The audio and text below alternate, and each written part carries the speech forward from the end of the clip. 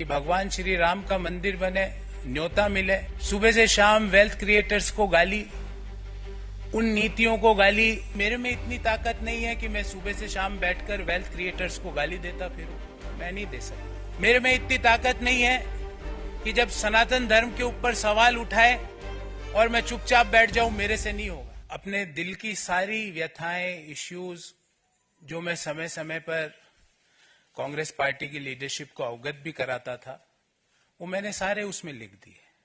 उसके अलावा मुझे कुछ नहीं कहना। मेरा दृष्टिकोण शुरू से यह रहा है कि भगवान श्री राम का मंदिर बने, न्योता मिले, और हम न्योते को कांग्रेस पार्टी लिख के भेजे कि हम नहीं जाएंगे। मैं इसे स्वीकार नहीं कर सकता। देश में मैं अर्थशास्त्र का विद्यार्थी हूं। बड़े समय तक अर्थशास्त्र और वित्त देश के प्रतिष्ठित संस्थाओं में पढ़ाया भी है मैंने।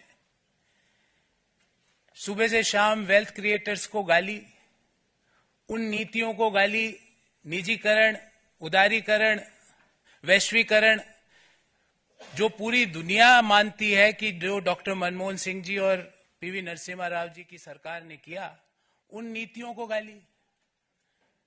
कोई बिजनेस करे उसको गाली, कोई विनिवेश में पार्टिसिपेट करे उसको गाली, एयर इंडिया कोई कंपनी खरीदे तो वो गलत। तो मुझे लगता है कि कहीं ना कहीं जो नीतियां हैं और जो इश्यूज हैं उसको कांग्रेस पार्टी टैकल करने में कहीं ना कहीं बड़े गैप उसके अंदर आ रहे हैं। और मैंने अपनी चिट्ठी में भी यही लिखा। और मैंने प्रमुख कारण यह बताया कि मेरे में इतनी ताकत नहीं है कि मैं सुबह से शाम बैठकर वेल्थ क्रिएटर्स को गाली देता फिरूं। मैं नहीं दे सकता। मेरे में इतनी ताकत नहीं है कि जब सनातन धर्म के ऊपर सवाल उठाए और मैं चुपचाप बैठ जाऊं। मेरे से नहीं होगा। कांग्रेस पार्टी के नेताओं ने, कांग्रेस पार्टी के जो अलायंस पार्टनर्स हैं, उन्होंने सनातन धर्म के ऊपर बड़े बड़े प्रश्न उठाए। क्यों उसका जवाब नहीं दिया गया? एक इश्यू तो आप छोड़ नहीं सकते ना, उस इश्यू को तो आपको जवाब तो देना पड़ेगा। मैंने सारे विस्तार से ये सारी बातें इस चिट्ठी में लिखी है। मैं आदरणीय संजय मयूख जी से आग्रह करूंगा कि मेरी इस चिट्ठी की एक प्रति आपको जरूर दें, ताकि आपको पता लगे कि मेरा इश्यू बेस्ड रिजर्वेशंस क्या थे। और मैं महाभारत के इस छंद से अपने आप को हमेशा रेगुलेट और डायरेक्ट करता हूं, जो मैंने इस चिट्ठी में भी लिखा है। धर्म एवं हतो हंति धर्मो रक्षति रक्षित, तस्य धर्मो न हंतव्यो मा नो धर्मो हतो वधित।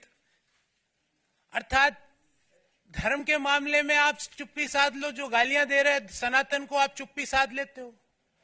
वेल्थ क्रिएटर्स को जो गाली दे रहा है आप चुप्पी साध लेते हो, और उल्टा गालियां दे रहे हो। देश में वेल्थ क्रिएशन जुर्म नहीं हो सकता। देश में जो नीतियां उदारीकरण की, निजीकरण की, वैश्वीकरण की नीतियां हैं, वो गलत नहीं हो सकती। आज आप इसलिए उन चीजों को गलत बोलते हो क्योंकि वो एक ऐसे व्यक्ति उन चीजों को आगे लेके जा रहा है जिनको आपको सुबह से शाम गाली देनी है। मैंने कम से कम 300-400 प्रेस वार्ताएं करी है साथियों। आपने भी कहीं ना कहीं मुझे जरूर देखा होगा। मैंने इश्यू बेस्ड रिजर्वेशंस पे बात करी है। व्यक्ति परक्ष आरोप आलोचनाएं नहीं करी है। व्यक्तियों के बारे में राजनीतिक पार्टियों पे आक्षेप नहीं होते। राजनीतिक पार्टियां आइडियोलॉजीज पर आधारित होती है, और जो आइडियोलॉजीज पर मैं ये सोच के कांग्रेस पार्टी, जिस आइडियोलॉजी को सोच के मैंने ज्वाइन किया था कि नए आइडियाज का, इंटेलेक्चुअल आइडियाज का, नए सोच का वहां पर सम्मान होगा, पर नए सोच का, नए आइडियाज का, नए लोगों को सम्मान छोड़ के क्रश करने की प्रक्रिया भारत को आगे नहीं ले जा सकती। और अल्टीमेटली हमारी आइडियोलॉजीज, पार्टीज की, पॉलिटिकल राजनीतिक पार्टियों की आइडियोलॉजीज अलग अलग हो सकती है, पर एक आइडियोलॉजी जो हम सबको जोड़ती है वो भारत को आगे ले जाने की आइडियोलॉजी। और उसी आइडियोलॉजी को ध्यान में रखते हुए जो विकसित भारत की जो संकल्पना है उसको आगे ले जाने के लिए जो आइडियोलॉजी ने मुझे आकर्षित किया और मैंने आज भारतीय जनता पार्टी ज्वाइन करी।